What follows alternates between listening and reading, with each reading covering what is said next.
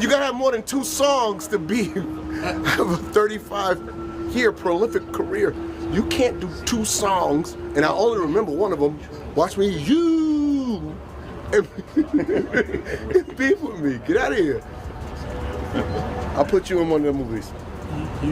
I need a kid for the new Scary. I need and a meth head all mixed together. You're perfect. I need someone that looks like a wet Muppet.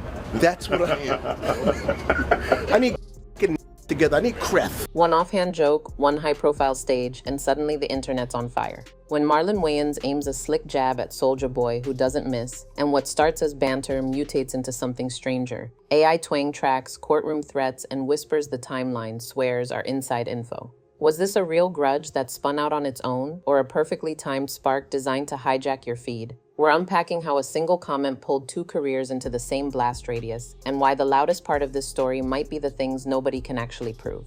It started with something simple, a joke that didn't feel like a joke. Marlon Wayans tossed a casual jab about Soulja Boy taking a pre-inauguration gig. Light words, heavy implication. He didn't just tease the performance, he framed it as a move from someone who'd been canceled and was chasing a payout. On another day, that lands and disappears with the next headline. But Soulja wasn't letting it slide.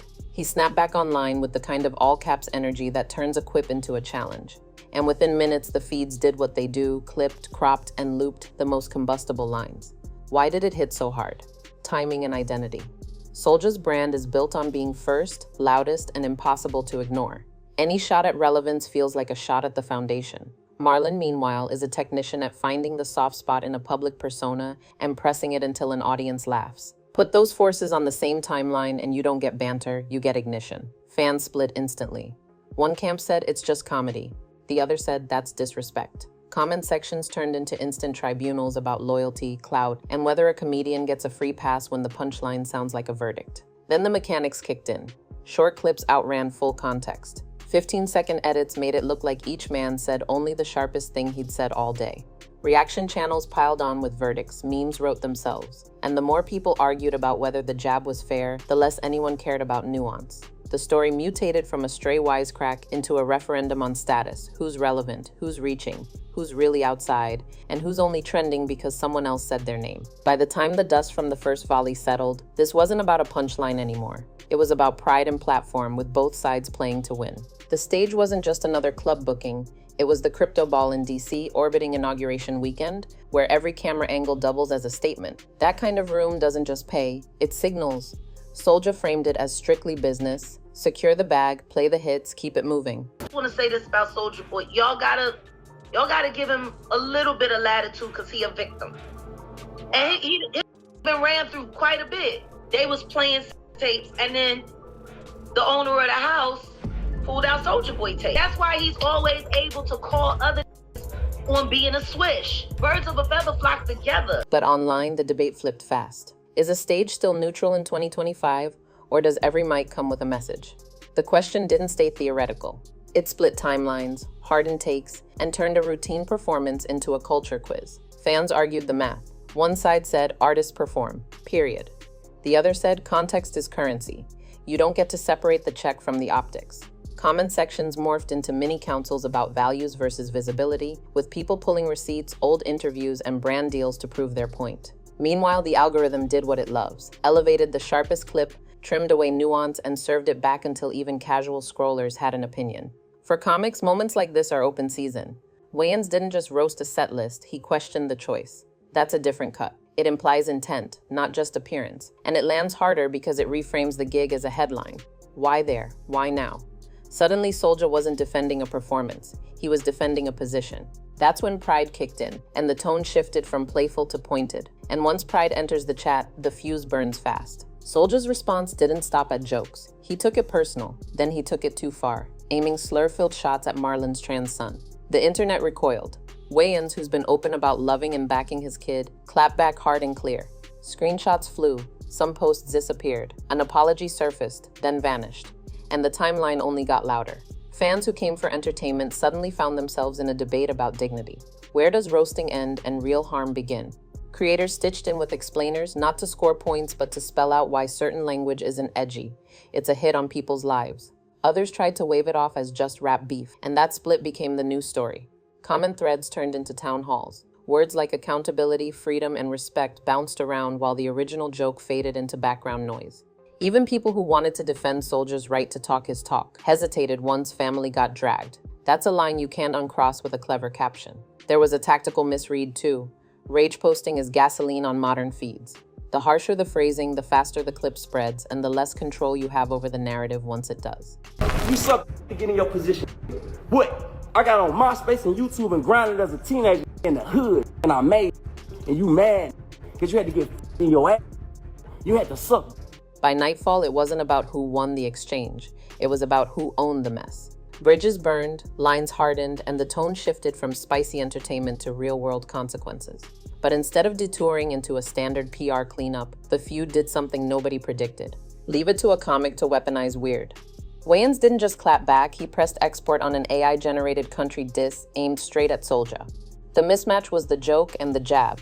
A synthetic drawl crooning barbs over steel guitar vibes built for memes, stitches, and reaction clips. It wasn't a freestyle and it wasn't stand-up. It was algorithm theater provocation packaged as a song the internet could duet, parody, and loop until the chorus felt inevitable. In a feed that rewards novelty, an AI country record dunking on a hip-hop star was the loudest possible way to say, "I'm not replying, I'm producing."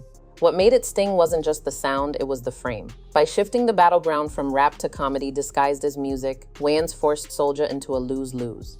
Ignore it and look rattled, or respond in a lane designed to make him look humorless. The track leaned on country tropes, storytelling quips, wink and nod punchlines, a catchy hook you can shout along to, then pointed them at the very things critics argue about with Soulja: longevity, relevance, and online bravado. Whether you thought it was clever satire or pure gimmick, the effect was the same. Timelines lit up, creators piled on with harmonies and duet this, riffs, and the feud jumped platforms from comment sections to playlists. There was a strategic layer too. AI means speed. No studio time, no session players, no waiting for clearance. Just write, render, upload, and watch the clip do laps. That velocity matters. Outrage has a half-life online, and the first person to ship the soundtrack usually wins the moment. The track also rebalanced attention. Up to this point, Soulja's strength was volume. Rapid-fire posts, heat in the replies. The AI twist turned the conversation into content people could perform with, which multiplies faster than any thread. Suddenly, it wasn't about who said what. It was about who could riff on the bit the best. So did the song win the exchange? Depends on your metric. Views and stitches say one thing. Pride and perception say another. But there's no question it kept the fuse burning and widened the audience. Folks who don't follow rap beef tuned in just to see why a country track was dragging a rapper in the first place. But while the AI lasso was spinning, another storyline jumped the fence and stole attention. You suck to get in your position. What? I got on MySpace and YouTube and grinded as a teenager in the hood, and I made it. And you mad because you had to get in your ass. You had to suck. Out of nowhere, at least to casual fans, William the Baddest sat for a tell-all and said he'd been involved with Soulja. Not coy hints, full-on stories, times, vibes, and the kind of you-had-to-be-there details designed to make viewers lean in. He floated talk of quiet payouts and keep-it-low arrangements, which is exactly the kind of claim that rockets through comment sections. Clips spread, creators chopped them into bite-sized reacts, and the headline basically wrote itself. Soulja didn't blink. He laughed it off, called cap, and went on camera with the kind of all-caps energy his fans expect. Not a chance, not my name, not today. Then he moved from posts to paperwork, filing a defamation suit that shifted the conversation from gossip to court dates. He also suggested a rival might have bankrolled the whole thing, tossing out a name and daring the internet to connect dots. Why did it hit so hard? Because it changed the plot. Up to now, the Marlon vs. Soulja saga was public. A jab, a clapback, an AI roast. William dragged it into the private, where parasocial curiosity lives. The internet loves receipts, and even the possibility of screenshots or DMs keeps people refreshing. Commentary channels feasted. Some demanded proof. Others said the vibe alone felt convincing. That tug-of-war vibe versus verifiable drove views higher than any bar-for-bar diss could. Here's the reality check. Courts don't care about vibes. They care about evidence. Dates that match. Verifiable comms. Corroboration that survives discovery. A defamation filing raises stakes for everyone. Statements get parsed, claims get weighed, and I heard turns into can you prove it? If solid proof exists, it surfaces. If it doesn't, retractions, damages, or quiet settlements become the conversation. Until then, the only credible lane is unverified claims firmly denied. There's also a playbook angle. Allegations escalate reach and reach feeds relevance. But it cuts both ways. If you're wrong, the legal bill is brutal. If you're right, you still have to withstand the grind of being picked apart by strangers. Either way, the internet gets a show and creators get content while the truth takes the long road. And just when this strand felt like the main plot, another voice jumped in with even louder accusations. Ones the internet knows all too well for their shock value and their backlash. Jaguar Wright jumped in with the kind of claims that light up timelines on Contact, wide-angle accusations, big names, and a delivery that dares anyone to prove her wrong. Soulja Boy, he been canceled. Nobody cares Soulja Boy. So Soulja Boy better go to get that check. Yeah, I don't think he had a hit since. It's been a minute. It's been a while. He don't care. She tried to yank this out of rapper versus comedian and park it inside a bigger industry story, which guaranteed instant virality. But here's the only honest framing. Her statements live in the unverified lane. They've been disputed before, and she's a lightning rod. Until real receipts surface, it's talk, nothing more. Why do her clips travel so far so fast? Because they scratch every internet itch: power, secrecy, and the promise of a hidden rulebook behind the scenes. She speaks like an insider, names names, and leaves space for viewers to connect the dots. That format is catnip for reaction channels. One bold claim spawns 10 breakdowns, 20 stitches, and a week of what she really meant explainers. The algorithm rewards confidence over caution, so hot takes outrun fact checks every single time. There's a cost though. The moment you elevate rumor to headline, you invite real-world blowback, lawyers, platform strikes, and reputational damage that's hard to undo. And in 2025, there's a new wrinkle: manipulated media. AI voice clones, Franken screenshots, context-free clips. The receipts economy isn't just noisy, it's polluted. Even legit evidence gets doubted because fakes look convincing and convincing fakes look legit. So where does that leave this story? Simple. Soulja denies the chatter. Others named in the swirl deny it or brush it off. No verified documents, no corroborated timelines, no court-ready evidence, just a lot of smoke on very windy platforms. Interesting if true, meaningless if not, and risky to present as fact either way. At this point, a smarter question emerged. Was all this chaos organic or orchestrated? Strip away the noise and the pattern looks familiar. First comes a shove, then a spike. Clips, stitches, think pieces. Next, a moment. A freestyle, a live, an AI gag, a snippet leak. Finally, the harvest. Streams bump, tickets move, podcast book segments, brand pages weigh in for free impressions. It's the attention flywheel, and it runs on conflict. Soulja understands velocity better than most. He knows the feed rewards whoever posts first, loudest, and longest. Marlon understands packaging. He can turn a headline into a bit into a song, and a song into a promo beat for whatever's next. Different toolkits, same prize. Look closer and you'll see cadence. Monday clip goes viral. Tuesday, meme permutations. Wednesday, a clean interview bite for radio. Thursday, a leaked snippet or behind-the-scenes screen recording. Friday, a drop, a tour date, a cameo, a trailer. It's not always scripted, but the rhythm is real. The internet doesn't just watch drama. It rewards those who format it into content units the algorithm can carry. There's an economics angle too.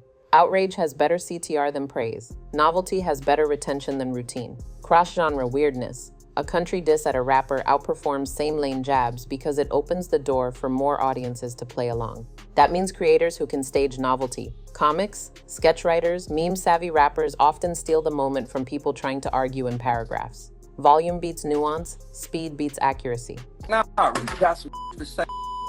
You try to talk about me because you think I perform for the president. Meanwhile, you dressed up like a whole white on my mom. And the first person to turn the feud into a song, skit, or challenge usually dictates the narrative for a week. But strategy has a cost. When lines get crossed, family dragged, slurs tossed, identities mocked, the timeline stops clapping and starts keeping score. Brands back away, platforms nudge reach, lawyers get involved. That's when marketing and meltdown start to look the same from the outside. You can't fully separate the show from the shrapnel. Someone always pays in reputation, relationships, or real money. So which is it here, raw emotion or savvy play? Likely both. Ego doesn't vanish just because a camera is rolling, and clout doesn't stop being useful just because feelings are real. The cleanest read is this: they're improvising, but on a stage they know well. When the metrics smile, they push the gas. When the blowback bites, they pivot to jokes, denials, or a new drop and reset the storyline. So why does the timing still feel so convenient? Marlon isn't just riffing on a podcast. He's a veteran with a big swing on deck. When a legacy comedy brand gears up for a new chapter, the calendar gets tight. Trailers, late-night seats, podcast runs, teaser drops. All of that needs oxygen. A noisy cross-lane feud supplies it for free. That's the quiet math of modern promo. One spicy moment can generate more earned media than weeks of polite interviews. And a country AI diss? That's not just clapback. It's headline bait that travels across audiences who don't even watch stand-up or follow hip-hop. There's a nostalgia angle here too. Reviving a known franchise depends on the culture remembering you in the first place. Controversy, like it or not, jogs memory. Clips ricochet, old scenes get reposted, and timelines fill with remember when edits. Even people who rolled their eyes at the feud still end up saying the title out loud. That's not proof of a plan, but it is how awareness behaves. On the flip side, Soulja's timing has its own logic. When the music cycle cools, he heats the room, lives, threats of a diss, a snippet accidentally played on stream, a club flyer with special announcement in the caption, search spikes feed pre-saves, comments convert into ticket clicks. Some of it is instinct, some of it is strategy, and most of it is simply knowing how feeds reward volume over silence. Does that mean the beef was scripted? Not necessarily. Correlation isn't confession. Ego, pride, and real hurt can coexist with smart opportunism. But when a veteran comedian suddenly sits in the eye of a trending storm with a marquee project around the corner, and a veteran internet artist is right there amplifying the noise, it's fair to wonder if promo gravity pulled them both into the same orbit. So what did we actually witness? A genuine grudge or a masterclass in cloud alchemy? On one side, there's the human mess, a parent defending a kid, a rapper feeling disrespected, a flood of comments that went way past funny. On the other, there's the machinery. Calculated posts, AI parodies, leaks, and conveniently timed headlines. Maybe the truth sits somewhere in the middle. Either way, the lesson lands the same. In 2025, fame isn't just about art, it's about attention. And whoever bends attention best tends to win. Whether that's something to celebrate or something to worry about, that part's on us.